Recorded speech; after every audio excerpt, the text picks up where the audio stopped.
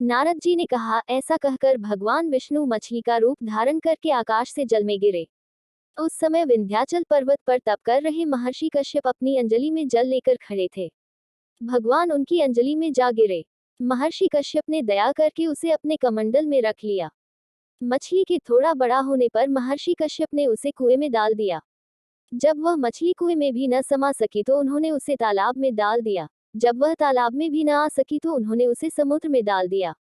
वह मछली वहां भी बढ़ने लगी। फिर मत्स्यरूपी भगवान विष्णु ने इस शंखासुर का वध किया और शंखासुर को हाथ में लेकर बद्रीवन में आ गए।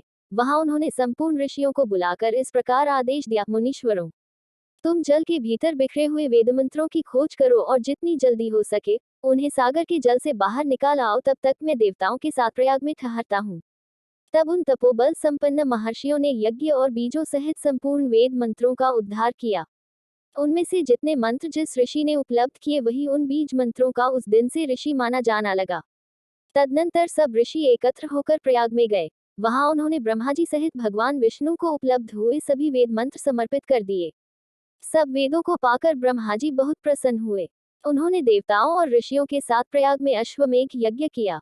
यज्ञ समाप्त होने पर सब देवताओं ने भगवान से निवेदन किया, देवाधिदेव जगन्नाथ, इस स्थान पर ब्रह्मा जी ने खोए हुए वेदों को पुनः प्राप्त किया है और हमने भी यहाँ आपके प्रसाद से यज्ञ भाग पाए हैं। अतः ये स्थान पृथ्वी पर सबसे श्रेष्ठ, पुण्य की वृद्धि करने वाला एवं भोग तथा मोक्ष प्रदान करने वाला हो।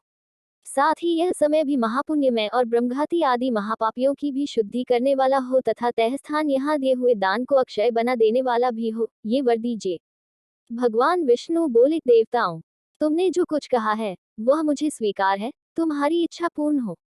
आज से यह स्थान ब्रह्मक्षेत्र के नाम से प्रसिद्ध होगा। सूर्यवंश में उत्पन्न राजा भागीरथ यहाँ गंगा को ले आएंगे और वह यहाँ सूर्यकन्या यमुना से मिलेगी।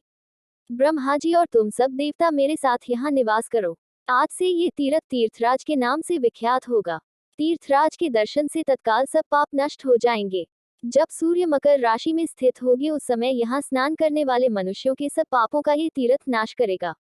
ये काल भी मनुष्यों के लिए सदा महान पुण्य फल देने वाला होगा।